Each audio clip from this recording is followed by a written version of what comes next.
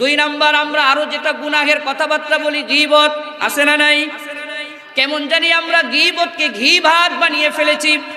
সমাজের মধ্যে চায়ের হোস্টেলে বসলে গীবত, হোটেলে বসলে গীবত, বাসে বসলে গীবত, এমনকি আল্লাহর ঘর, পবিত্র জায়গা মসজিদ, মসজিদে গেলেও গীবতের শেষ নাই। কথা বলুন ঠিক কিনা?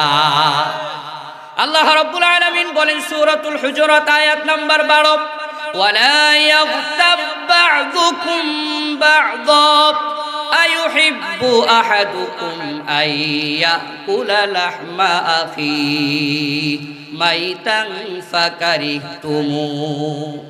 আল্লাহ রাব্বুল আলামিন বলেন, যেই ব্যক্তি অন্যের গীবত করে, যে যার গীবত করলো, যেই ব্যক্তি গীবতকারী, ওই ব্যক্তির গুনাহ এমন হয় কেমন জানি সে তার মৃত ভাইয়ের গোশত ভক্ষণ করলো।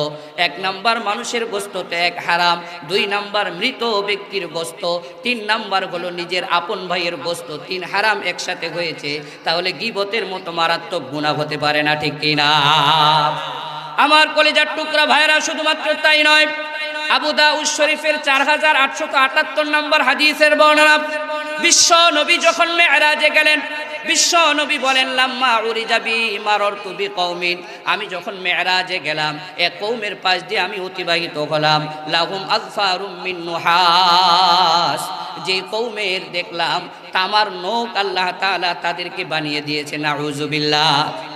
ইয়াখমুশুনা বুজুহাহুম ওয়া সুদুরহুম, তারা তাদের তামার নখগুলা দিয়ে নিজেদের চেহারা এবং নিজেদের বুকের উপরে হাসরাইতেছিল। বিশ্ব নবী বলেন, ফাকুলতু মান হাউলা ইয়া জিবরিল, আমি জিবরিলকে জিজ্ঞেস করলাম, জিবরিল, এই লোকগুলা কারা যারা নিজেদের চেহারা এবং নিজেদের বুকের মধ্যে নিজেদের নখগুলা দ্বারা হাসুল দিতেছে, এরা কারা? বিশ্ব নবীকে জিবরিল আলাইহিস সালাম উত্তর দিলেন, ইয়াকুলুনা লুহুমান নাস ওয়া ইয়াকুনা ফি আ'রাদিহিম, হুজুর, এরা হলো ওই সমস্ত লোক যারা দুনিয়াতে থাকা অবস্থায় অন্য মানুষের গোশত খেত এবং অন্য মানুষের পিছনে পড়ে থাকতো। চিৎকার দিয়ে বলুন নাউযুবিল্লাহ। আমার কলিজার টুকরা ভাইরা, অন্য মানুষের গোশত খেত কারা? বলে যারা গীবত করে, এরা নিজের আপন ভাইয়ের গোশত ভক্ষণ করে। তাহলে গীবত হলো মারাত্মক গুনাহ। এটাও আমাদের সমাজে আছে না? না।